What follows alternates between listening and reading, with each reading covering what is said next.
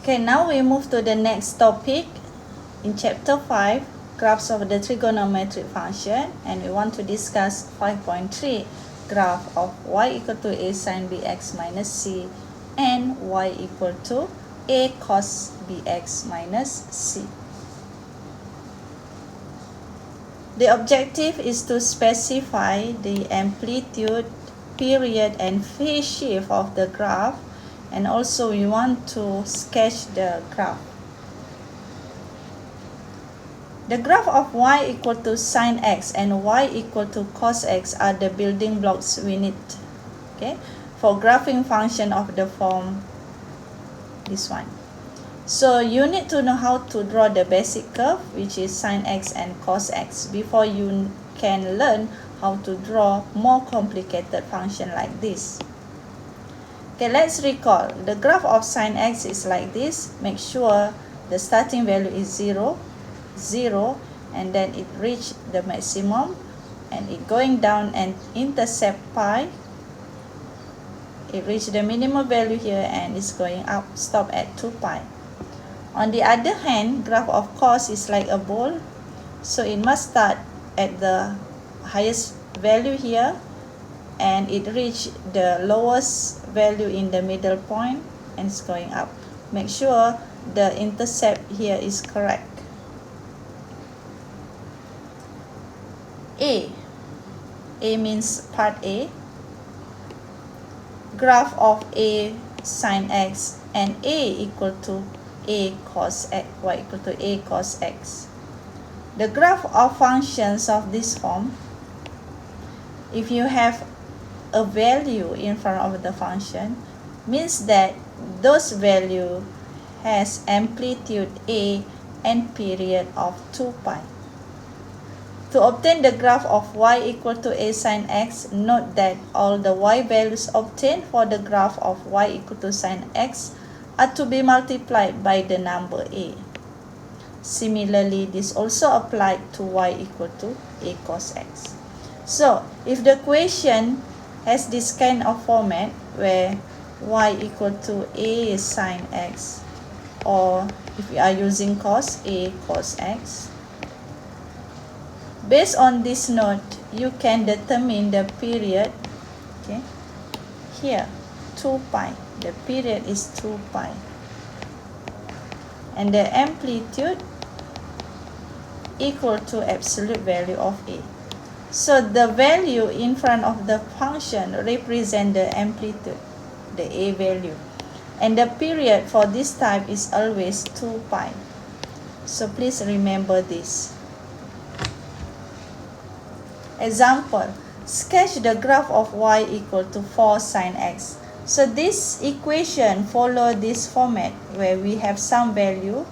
Generally it is a sine x. So if you compare the value here, automatically you will know the value of a equal to 4. This is the amplitude, okay? Now you know your amplitude. Next is the period. The period for this type always 2 pi. The period means the length of one cycle. So in the sketching, this value indicates the endpoint. It must be 2 pi. So this is as the endpoint.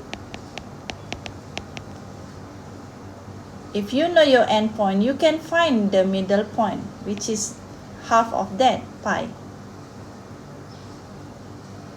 Now, to draw the curve of sine, always remember the shape is always like this. It starts from 0. And since the amplitude is 4, so 4 means play a role here, that is the maximum or minimum value. Now to sketch the graph of sine, let's plot some reference point. It starts from 0 and then it will reach maximum value and it will intercept at this middle point, going down, and it goes back to this level. So based on this guidance, you can have your graph of 4 sine x. It's no longer sine x but 4 sine x. The difference here is the the height of the function, which is 4. Okay.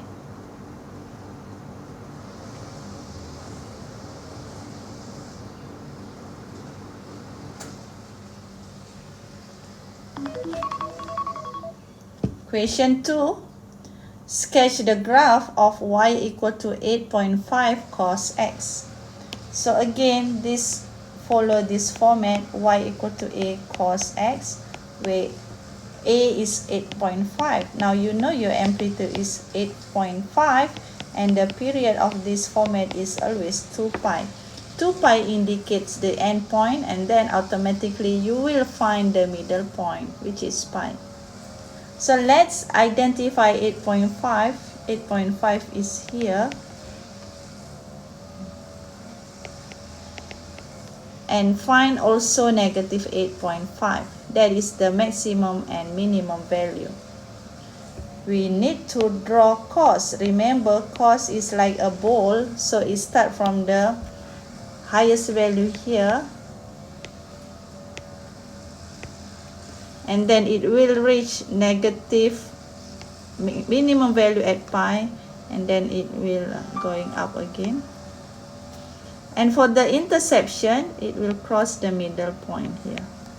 So based on this reference point, your curve of 8.5 cos x is like this.